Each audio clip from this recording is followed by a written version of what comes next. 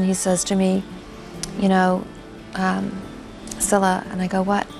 And it seemed like it was forever, you know, for him to tell me, and I'm going, what? And he goes, it's Elvis. And I'm like... For nearly 50 years, the world accepted the official story of Elvis Presley's death without question. But newly discovered security footage from his final morning reveals disturbing details that contradict everything we've been told, showing evidence of cover-ups, mysterious visitors, and government involvement, suggesting something far more sinister than a prescription medication tragedy. What really happened inside Graceland, and why has the truth been hidden for so long? Stay tuned, because this video is an eye-opener. The discovery, and what it reveals. Nobody expected to find anything important that day in the dusty storage facility on the outskirts of Memphis, but sometimes history has a way of revealing itself when you least expect it, and in places you'd never think to look. An archive worker sorting through decades of forgotten film canisters stumbled upon something that would shake the Elvis world to its core and force everyone to reconsider everything they thought they knew about August 16, 1977. The canister itself looked completely ordinary, just another unmarked container among thousands collecting dust in the climate-controlled facility. But the handwritten date on a faded piece of masking tape made the worker's hands tremble as he held it up to the light. August 16, 1977 was scrawled in blue ink, the numbers still legible despite the passage of nearly 5 decades since someone had written them. At first, there was genuine reluctance to even review the footage because everyone knows that date and what it means to Elvis fans around the world, and the thought of what might be captured on that old film felt almost intrusive and wrong. But professional curiosity eventually won out over hesitation, and the decision was made to carefully transfer the degraded film to a digital format that would allow proper viewing and analysis. The footage itself turned out to be grainy and time-stamped, showing the interior of Graceland during the early morning hours of that fateful day, and what it captured has experts calling it the most significant Elvis discovery in decades, because it provides a window into moments that were supposed to remain private forever. The camera angle suggests this was part of the mansion's security system, positioned to monitor hallways and common areas where staff and visitors would naturally pass through during their daily routines. Elvis himself appears in multiple frames throughout the footage, moving through his home in ways that medical experts now say reveal troubling signs that were either missed or ignored at the time. His physical appearance shows a man clearly struggling with something far beyond simple exhaustion, and his demeanor suggests someone carrying the weight of knowledge or fear that he couldn't share with anyone around him. The interactions with staff members caught on camera paint a picture that contradicts much of what the official story has always claimed about that morning, showing conversations and behaviors that raise serious questions about the timeline everyone has accepted for so long. But it's the unusual details visible in the background of these recordings that have conspiracy theorists convinced something far more sinister was happening at Graceland than anyone ever admitted. Strange figures appear in hallway shots where they shouldn't be according to visitor logs, and unidentified voices can be heard on the audio track speaking in hushed tones about matters that remain unclear even after enhancement. A mysterious phone conversation was partially captured, revealing fragments of dialogue that suggest Elvis was dealing with pressures and threats that went far beyond his well-documented health and prescription problems. Items visible in several frames directly contradict elements of the official story that's been told and retold for 45 years, and the timestamps on the footage don't match up with the timeline that authorities and estate representatives have always maintained. But it was the audio enhancement that revealed the most chilling discovery of all, bringing Elvis's final words into crystal clarity for the first time. The audio enhancement and bathroom footage. Modern audio restoration technology has come a long way since 1977, and when specialists applied sophisticated enhancement techniques to the grainy security footage, they managed to isolate conversations that were previously nothing more than indistinct background noise, buried beneath static and mechanical hum. What emerged from that digital cleanup process sent chills down the spines of everyone who heard it, because Elvis's voice came through with startling clarity, speaking words that nobody was ever meant to hear beyond the walls of Graceland that morning.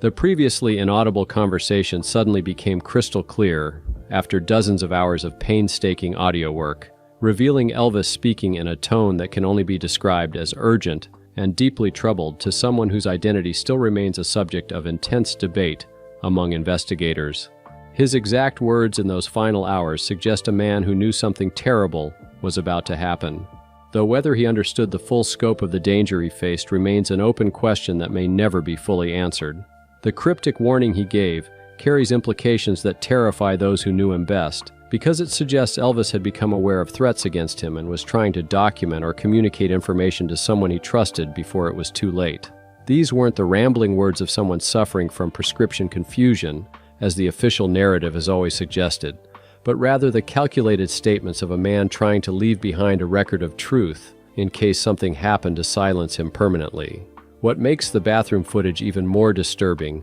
is that it comes from a security camera, perspective that nobody knew existed until this discovery, positioned in a way that captured Elvis's actual final movements with unflinching mechanical precision. The medical emergency signs visible in the enhanced footage don't match up with the peaceful passing that many fans have imagined over the decades, showing instead a struggle that appears far more violent and chaotic than official accounts have ever acknowledged. The response time of staff members documented on the camera raises serious questions about why there was such a significant delay between when Elvis clearly needed help and when emergency services were actually contacted. Details visible in these recordings contradict official accounts of the timeline in ways that cannot be easily explained away as simple confusion or misremembering under stress, pointing instead to a coordinated effort to manage the scene before authorities arrived. What really happened in those last minutes tells a story that's completely different from the one the world has accepted for nearly half a century, showing a man fighting for his life while precious minutes ticked away for reasons that still aren't entirely clear. The paramedic who finally broke his 45-year silence after watching this footage describes arriving at Graceland to find a situation that didn't match anything he'd been told over the radio, with discrepancies so obvious that he immediately knew something was terribly wrong with the official death report being assembled, even as he tried to save Elvis. The pressure applied to make him change his statement came from sources he still fears to name directly, though others who were present that morning have quietly supported his version of events over the years in private conversations. His decision to come forward now stems from seeing this footage and realizing that physical evidence finally exists to back up what he witnessed with his own eyes, and his testimony matches perfectly with what a terrified Graceland employee secretly recorded on a hidden device. The secret recording in government files. The staff member who made that secret recording had smuggled a small audio device into work that morning, hidden in a pocket and running continuously throughout the shift in what turned out to be an act of extraordinary foresight that nobody could have anticipated would become so historically significant. The panicked conversations caught on tape reveal a level of chaos and confusion that goes far beyond what you'd expect from a household dealing with a medical emergency, suggesting instead that something unprecedented was unfolding inside Graceland, and nobody quite knew how to handle it. Orders being given by mysterious authority figures who had no official reason to be directing staff members can be heard clearly on the recording, their voices calm and controlled even as everyone around them struggled to process what was happening. The attempts to control the narrative began almost immediately according to timestamps on the hidden recording, with specific instructions being issued about what could and couldn't be said to investigators and media who would inevitably descend on the property within hours. Names mentioned during these frantic exchanges have surprised investigators because they include individuals with no obvious connection to Elvis or his inner circle, people whose presence at Graceland that morning raises questions about who knew what and when they knew it. The FBI files on Elvis that were finally released decades later under Freedom of Information Act requests paint a picture of surveillance that extended far beyond what most fans ever imagined, showing that government agencies had been watching the king of rock and roll with intense interest during his final weeks on Earth. Documentation of surveillance activities reveals that concerns existed at the highest levels about revelations Elvis was planning to make public. Though the exact nature of these planned disclosures remains frustratingly vague, in the heavily redacted documents that researchers have managed to obtain. The people he was scheduled to meet with included journalists and lawyers who specialized in exposing corruption and abuse of power, suggesting Elvis had information he considered important enough to risk sharing despite whatever dangers might come with going public. What he allegedly possessed about powerful figures in entertainment, politics, and law enforcement could have destroyed reputations and ended careers if it ever saw the light of day,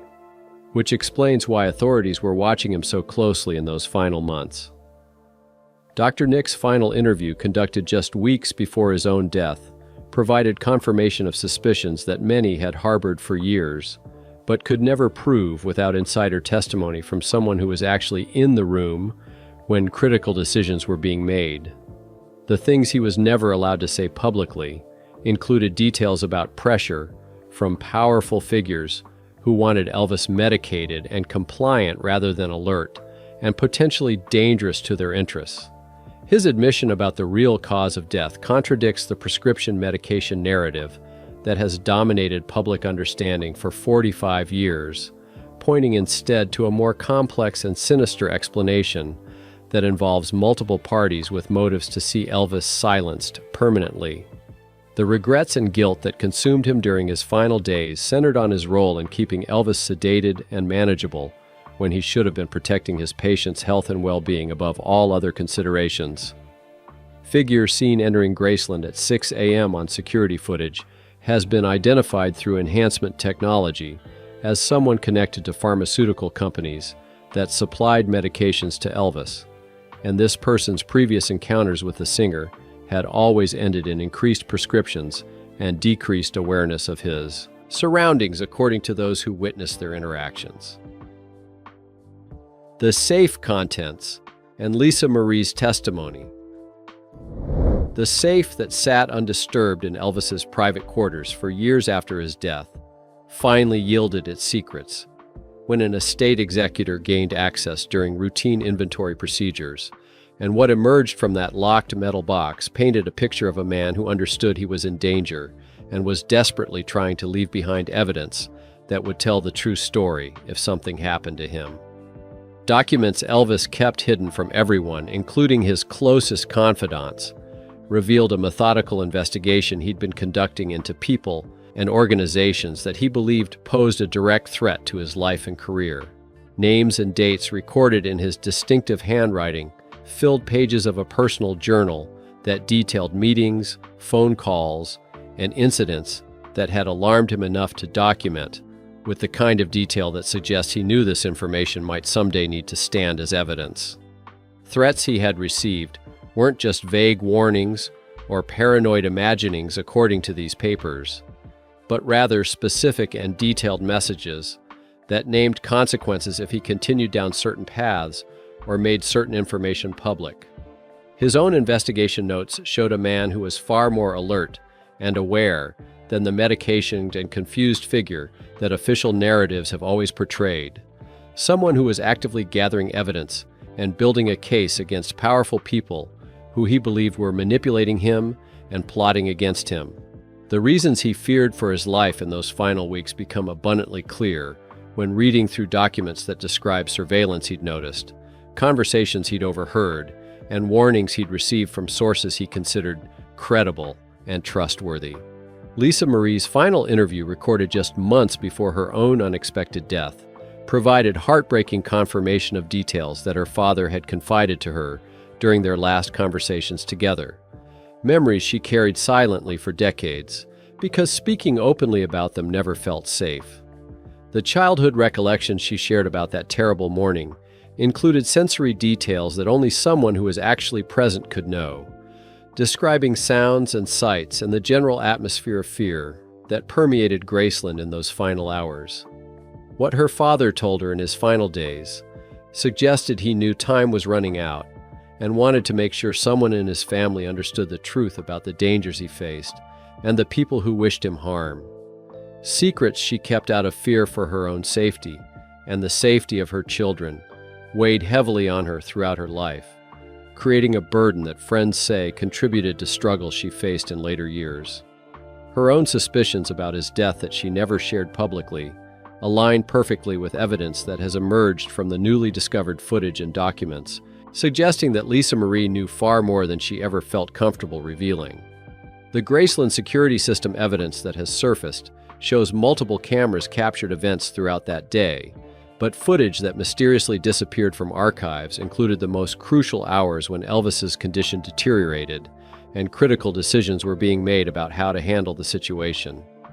The security chief's suspicious firing immediately after Elvis's death has always raised eyebrows among those familiar with the case, and now the remaining fragments of footage show exactly why someone wanted certain recordings gone forever. The Eyewitness and Ambulance Mystery 1 of Elvis's closest friends, who was actually at Graceland that morning, has finally broken decades of silence to share an eyewitness account that aligns perfectly with the newly discovered footage and contradicts nearly every element of the official story that has been accepted as fact for 45 years. What he saw with his own eyes that day was so disturbing and so obviously different from what authorities were claiming that he made the decision to disappear from public life entirely rather than risk becoming another loose end that needed to be tied up by whoever was orchestrating the cover-up. The threats he received in the weeks following Elvis's death were specific enough and credible enough that he took them seriously and changed his entire life to avoid becoming a target, moving to a different state and cutting ties with everyone connected to the Memphis music scene. His story matches the security footage down to minute details that he couldn't possibly have known about unless he was actually present and witnessing events as they unfolded, lending credibility to claims he's making about who was present and what actually transpired during those chaotic hours. Where he is today and why he's finally talking both relate to his advancing age and deteriorating health, with a desire to set the record straight before he passes away and takes his first-hand knowledge to the grave, like so many others already have. The official timeline shows a suspicious gap that has never been adequately explained by anyone involved in the emergency response, with witnesses reporting multiple ambulances arriving at different times when official records only acknowledge a single emergency vehicle. First responders tell conflicting stories to investigators about what time they arrived and what condition Elvis was in when they first saw him, discrepancies that suggest either massive confusion or deliberate manipulation of facts to support a predetermined narrative.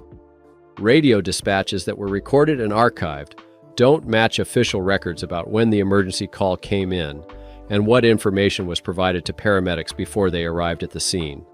The route taken by the ambulance makes no sense to experts familiar with Memphis streets and standard emergency protocols, adding precious minutes to response time in ways that seem almost deliberately calculated to delay arrival at the hospital. Hospital staff members who were on duty that day saw something different than what was reported in official documentation, with some describing injuries and conditions that weren't mentioned in the final autopsy report. A gap in the official timeline that spans 42 minutes has been identified by investigators as the most crucial period of the entire day, yet no footage exists and no credible explanation has ever been offered for what happened during that window. Conflicting accounts from everyone who was present suggest either mass confusion or coordinated deception, with stories changing over time in ways that make independent verification nearly impossible. Phone records show mysterious calls being made during those missing minutes to numbers that have never been identified or explained, and visitors who came and went during that period left no trace in any official log or record. Why this critical time period was essentially erased from history becomes clear when you examine sealed police reports that have only recently become accessible. The CIA connection and what Elvis knew sealed. Police reports that researchers finally managed to access through persistent legal challenges reveal that officers on the scene that day had immediate suspicions about the circumstances surrounding Elvis's death, documenting concerns and observations that were quickly buried under orders from higher authorities who had no interest in prolonged investigation. The initial suspicions documented by responding officers included notes about the condition of the scene, the behavior of people present, and inconsistencies in the stories being told by household staff and associates who should have had straightforward answers to basic questions. An investigation that began with standard procedures was shut down within days through directives that came from sources far above the Memphis Police Department's normal chain of command, leaving frustrated detectives with unanswered questions and unexplored leads that might have revealed the truth. Orders from higher authorities to stop asking questions and accept the official narrative came with implicit threats about career consequences for anyone who persisted in pursuing angles that contradicted the approved version of events. Officers who privately questioned the official narrative found themselves reassigned or pressured into early retirement, sending a clear message throughout the department about the consequences of curiosity regarding this particular case. Evidence that was buried included witness statements, physical samples, and documentation that painted a far more complex picture than the simple prescription medicine overdose story that was quickly established as the accepted explanation for Elvis's death. The most explosive revelation comes from newly discovered CIA documents that specifically mention Elvis by name in contexts that have nothing to do with his music or entertainment career, but rather focus on his activities and associations during his final year. Declassified files show surveillance of his movements, monitoring of his phone calls, and detailed reports about meetings he was having with people the agency considered persons of interest for reasons related to national security concerns. Government concerns about his influence on young Americans went beyond typical celebrity monitoring and suggested that someone at high levels believed Elvis had the potential to become a problem if he started using his platform to spread certain messages or reveal certain information. The people he was associating with in those final months included anti-establishment figures, investigative journalists, and activists who were already under surveillance for their own activities and statements. Information he possessed about government operations remains unclear in the heavily redacted documents available, but references to his knowledge and the potential damage it could cause appear frequently enough to establish this as a serious concern for intelligence agencies. Why he was considered a security risk becomes more apparent when reading assessments that describe him as unpredictable, potentially unstable, and in possession of information that could embarrass or compromise ongoing operations if made public. Documents that reference a final solution dated just 3 days before his death use language that seems shockingly direct given the gravity of what happened, though defenders of the agencies involved insist this phrase refers to resolving the security concern through increased monitoring rather than anything more sinister. What Elvis discovered about powerful figures in government and exactly how he came to possess this sensitive information may never be fully known. The final moments and cover-up evidence. Elvis was gathering in the months before his death included documents, recordings, and testimony from sources who had witnessed corruption and abuse at the highest levels of government and entertainment industry power structures, all carefully organized and stored in locations he believed would be secure from those who might want to destroy it. The book he planned to write would have exposed secrets that powerful people had spent years and fortunes keeping hidden from public view, naming names and providing detailed accounts of illegal activities that would have destroyed careers and possibly led to criminal prosecutions. People he intended to expose publicly included politicians, law enforcement officials, and entertainment industry executives who had used their positions to enrich themselves while destroying the lives and careers of anyone who threatened to reveal their schemes. Why this information sealed his fate becomes obvious when you consider the combined power and resources of everyone who had something to lose if Elvis followed through on his plans to go public with what he knew. The legacy of silence and cover-up that followed his death ensured that questions were never asked, and investigations were never pursued beyond the surface-level examination that supported the official narrative. Toxicology questions that were never answered properly include discrepancies between what was found in his system and what his prescribed medication should have produced, suggesting the presence of substances that weren't part of his normal routine. Physical evidence that was ignored by investigators included marks and injuries that weren't consistent with someone who simply collapsed in a bathroom, along with environmental details that suggested the scene had been altered before official documentation occurred. The enhanced footage shows Elvis's actual collapse in disturbing detail that contradicts the peaceful passing narrative, revealing instead a violent physical struggle that appears to involve more than just a medical emergency. Medical response captured on camera shows delays and hesitations that don't make sense if everyone present was genuinely trying to save his life, with precious seconds and minutes ticking away while people seem more concerned with other matters than getting Elvis immediate help. Who was in the room when it happened includes individuals who had no medical training and no obvious reason to be present during what should have been a private moment. The delay in calling for help is documented clearly on camera timestamps, showing a gap between when Elvis obviously needed emergency services and when the call was actually made to summon paramedics. Mysterious figures who appeared immediately after the collapse moved through the house with purpose and authority, directing others and making decisions about how to handle the situation. Items removed from the scene before authorities arrived can be seen being carried out by people who clearly knew what they were looking for and where to find it. Phone calls made before 911 was dialed went to numbers that have never been identified, suggesting someone needed to be notified or consulted before emergency services could be contacted and the official response could begin. Security footage showing people entering and leaving during the critical period reveals a level of activity inconsistent with a household dealing with a medical emergency. The forensic proof and demand for justice timeline manipulation, visible in camera timestamps, shows evidence of tampering or editing that suggests someone with access to the security system altered records to support a specific version of events rather than documenting what actually happened in real time. Evidence of scene staging before paramedics arrived includes the repositioning of objects, the rearrangement of furniture, and changes to Elvis's location and condition that make no sense if the only priority was getting him medical attention as quickly as possible.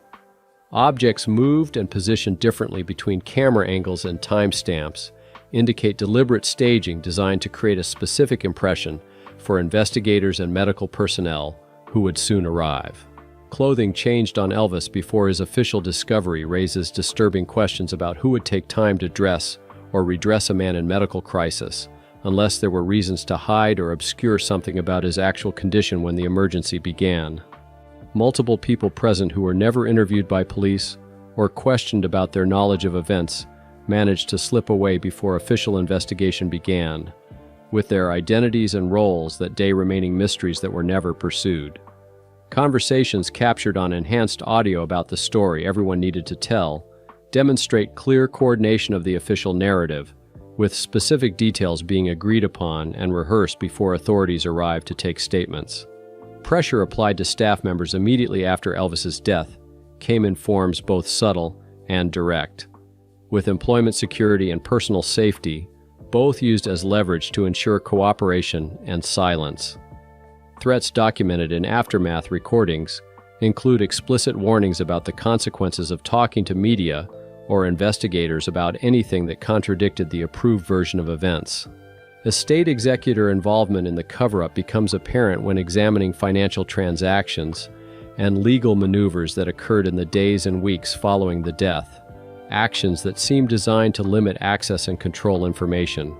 Financial transactions in the immediate aftermath show unusual movements of money and rapid changes to arrangements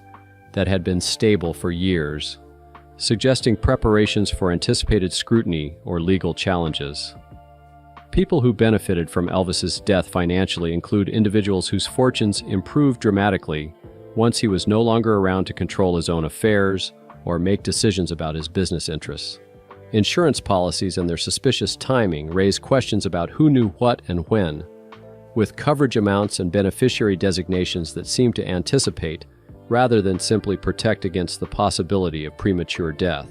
Beneficiaries who had clear motives have never been seriously investigated, despite obvious reasons to examine their potential involvement in events that led to Elvis losing his life.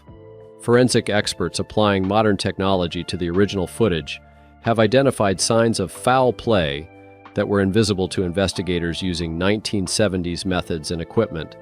revealing details that completely change the understanding of what happened. Enhanced images show bruising patterns, defensive injuries, and other physical evidence consistent with struggle and violence rather than peaceful medical emergency.